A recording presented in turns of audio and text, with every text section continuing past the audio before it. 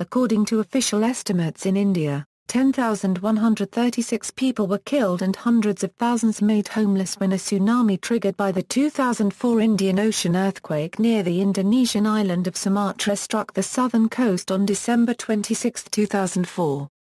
The earthquake registered 9.1 euro 9.3 MW, and was the largest in 5 decades. It was followed by strong aftershocks on the Andaman and Nicobar Islands. Affected states and regions: the Andaman and Nicobar Islands comprise 572 islands, of which 38 are inhabited by people from the mainland and indigenous tribes. The islands were just north of the earthquake epicenter, and the tsunami reached a height of 15 meters in the southern Nicobar Islands. The official death toll was 1,310, with about 5,600 missing. The unofficial death toll was estimated at about 7,000. The Great Nicobar and Car Nicobar Islands were the worst hit among all the islands because of their proximity to the quake and relatively flat terrain. Aftershocks rocked the area, and 1/5 of the population of the Nicobar Islands was reported dead, injured or missing. Chow Island lost 2/3 of its population of 1,500.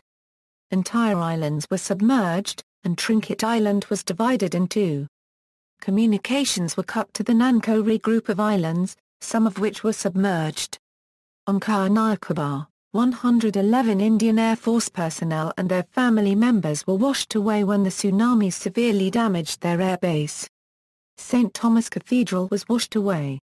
The church, established in 1930, was one of the oldest and prominent churches in the region. A cricket stadium named after John Richardson and a statue dedicated to him were also washed away.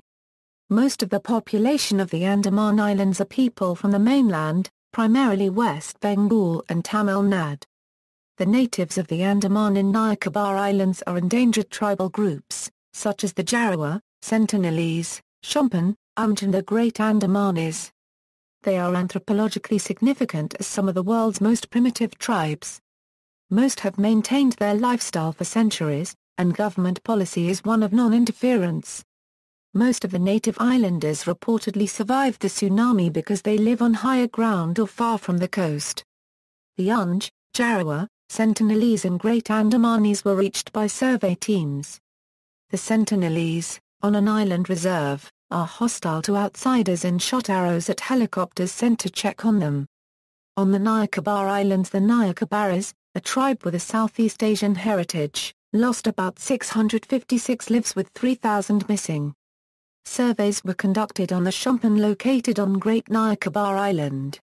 India's only active volcano, Barron 1 northeast of Port Blair, erupted on December 30 due to increased seismic activity. The population was evacuated, and there were no casualties. Indira Point, the southernmost point of the Great Nicobar Island and India itself, subsided 4.25 meters in the tsunami and its lighthouse was damaged.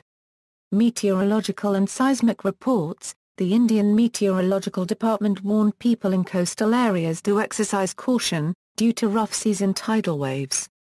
The Indian government issued a tsunami alert across India's coastal areas, triggering a panic which required clarifications. Ex gratia payments: see also, 2004 Indian Ocean earthquake, references. External links: Rediff.com, BBC coverage, globalsecurity.org, CRISP, Singapore, Rediff photos, Set 1 photo Set 2, Times of India photos, The Hindu photos, BBC photos, Tribune India photos, National Oceanic and Atmospheric Administration, U.S. tsunami page, notes, Note 1, taken from the latest report at National Disaster Management Division's site.